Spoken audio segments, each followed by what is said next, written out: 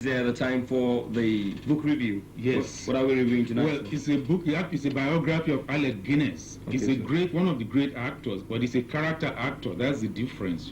Because when you're a character actor, people they may not be able to recognize you when they see you acting. And that was the one thing about him, that when people saw him walking down the street, they didn't recognize him because he was always made up in some role. And we're going to see some photographs very soon. Like he played Fagin, that is in Oliver Twist, and you will see how different. In fact, that's the pictures that will tell the story, that how different that he looks in each role, that you may not be able to recognize him. And I think it will interest a lot of young people who are interested in acting. Of course, the way he got started, he left school at about after he finished his school at about 18. He got a job at as a copywriter at an advertising agency, but he wanted to be an actor. And one older actor, Sir John Gielgud, helped him to get started.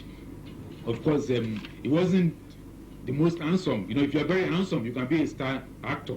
Then people come to see you and not what the part you play. But so he became a star actor, and he became very good at it. That when he plays a role, you just won't know it's him. And that's the great thing about him. And of course, his acting, he was so good at it that he was knighted. He was given a national honor. That's the Alec Guinness, the real Alec Guinness. But we're going to see him in some roles now. That is what he looks like in real life. Of course, he's older than this now because he's a very old man. But then we'll see him in some roles that he played, and in one place where they are making him up, you will see how he looks so different.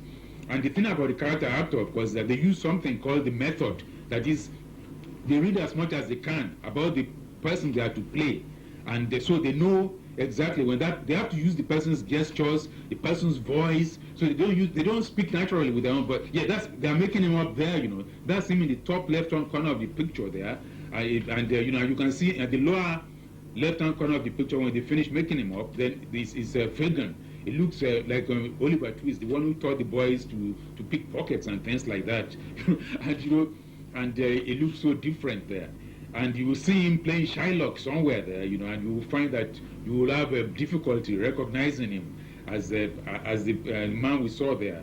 And that really will give you an idea of just how much they change themselves. Of course, that's him playing Shylock, in The Merchant of Venice. And you can see he looks so different from the man we saw there.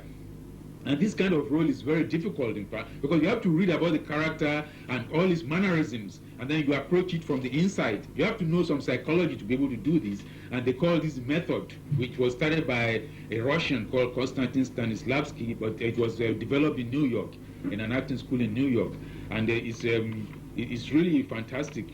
That's him playing Hitler. Adolf Hitler. You have to look very closely to see he isn't Hitler there, He's playing Hitler, and he played him. I saw this film, in fact, Hitler the Last 10 Days, and he used Hitler's gestures, he used his voice, and you will find it difficult to believe it wasn't really him. And it's such a great, and I think it's a greater test than just playing something close to yourself. And that is what makes him one of the greatest actors. Of course, he has some difficulty. That's him playing a soldier there. He's playing on the right. That's him, The Bridge on the River Kwai. That's the name of the film. And and you can just see him playing a priest on the right, on the extreme right. That's him playing a priest there. And that's him, he's playing a priest there. You can see just how he plays so many different roles. And the interesting thing about him is that when he started out, he went out to read a part, and the person told him, the director told him, do you call yourself an actor? Get off that stage. And they have difficult times in the beginning, like Sidney Poitier too. He went to read for a part, and the man told him, oh, I'm sure you're a dishwasher. Do you think you're an actor? And of course, Poitier was very angry because, as a matter of at that time, he was a dishwasher. I said, how did he know? Of course, he had to go back and learn how to act and practice how to do all these things very well. And that's very important. It's a very important lesson. You can see him, that's him as Fagin there on the right, upper right. You see, they made him up so much, so heavily, you won't be able to recognize him.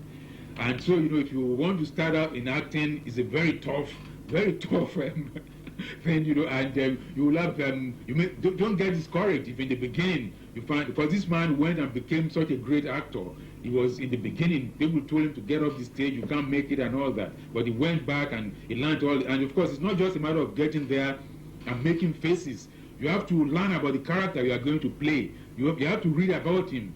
And if you had a particular gesture that he used to make, why does he make this gesture? Is this because he's shy, that he smiles sideways like that? And if you know all that, then it will be easier for you to approach him from the inside. And I'm sure that Nigerian acting have got this now within their within the Nigerian actors know this now, and they approach the roles from the inside, and that's why we're having many good actors coming up. And of course, he also traveled to many different countries in the world. He happened to be in Cuba at the time of the Castro Revolution, making a film, the Graham Greene's book, called Our Man in Havana, and he actually met Fidel in those early days. And it was all very interesting, as a very interesting life he has had, and really fantastic and interesting book. And at the back of it, there's a glossary or an index page which lists all his films. And it's all very interesting. It's a very good book, in fact. And perhaps what younger viewers may know him for is his role in Star Wars, a film called Star Wars, in which he played Obi-Ben Kenobi for the younger viewers, because he's a very old man now, probably about 80 years old. So it's a very interesting book. Yeah, nice, interesting books. Yes. And I can tell you the book reminds me of a young, highly talented actress, musician in Nigeria, Yinka Davis, who played close to 5 roles at in Mekunu Melody. That's good. Yeah, I've seen the lady. She's a very good singer. She has a very nice voice. And yeah, but you know, they don't have much opportunities in this country. In fact, I've seen a lot of very talented people in this country, you know, and you just see them once, you don't see them again. So yeah, I think they should try to help them and to develop. That's the idea, you know, and I think there are many talented people around. We have to develop these talents. Okay. Yeah. Yeah, I want to thank you for coming on to the show, sir. Yes. Okay, by God's grace, we'll have you next week, sir. Yes, we'll have either a book by Rashid Badamoshi, Behold My Redeemer, or the biography of a politician, a British minister in the Thatcher government. One of them, I will be able to compare the political biography with the showbiz biography, because political biography, they tend to hide everything. In showbiz, they want to tell you too much. Okay. So nice having you on the show, sir. Yes, okay. Okay.